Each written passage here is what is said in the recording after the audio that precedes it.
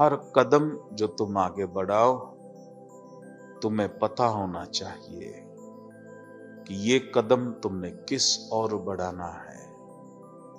तुम चाहते क्या हो, वो तुम्हें मालूम होना चाहिए।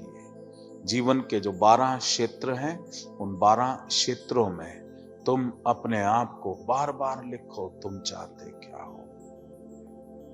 उससे तुम्हें अभ्यास हो जाएगा।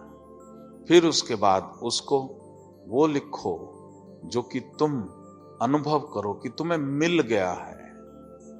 वो जो तुम चाह रहे थे वो वर्तमान में लेकर के आओ, क्योंकि शिव की भाषा वर्तमान की भाषा है। ये जो भाषा जो है, the language of illusion is the language of past and the language of future. The language of truth is the language of present moment. ये बड़ी अजीब बात है, कंफ्यूज ना तुम हो जाना। लेकिन जब हायर रेल्म में हम जाते हैं और हम अपने आप को जब देखते हैं, तो कई हजार बरस पहले मेरा कुछ और जन्म था, कई 100 बरस पहले कुछ और जन्म था, अब कुछ और है। और जब उस वर्तमान में जाते हैं तो पाते हैं कि सब अभी तक चल रहा है।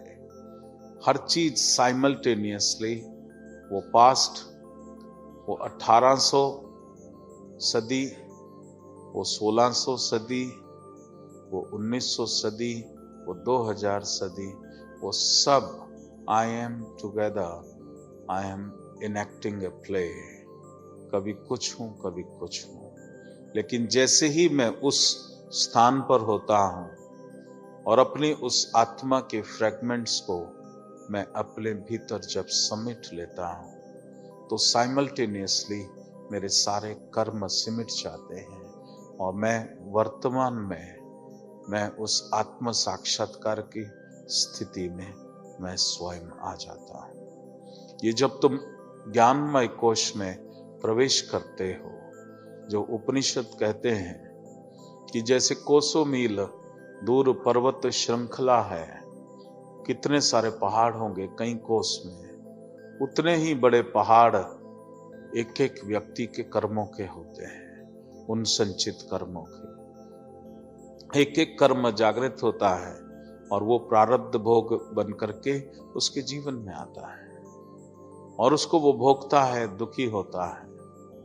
लेकिन जब गुरु कृपा हो जाती है, जब शिव कृपा हो जाती है, उसकी चेतना जब उठ जाती है, तो वो उस स्थान पर, उस बिंदु पर पहुंच जाता है जहां वो हर चीज को एक ही समय में होता हुआ देखता है और वो उन सब को समेट लेता है।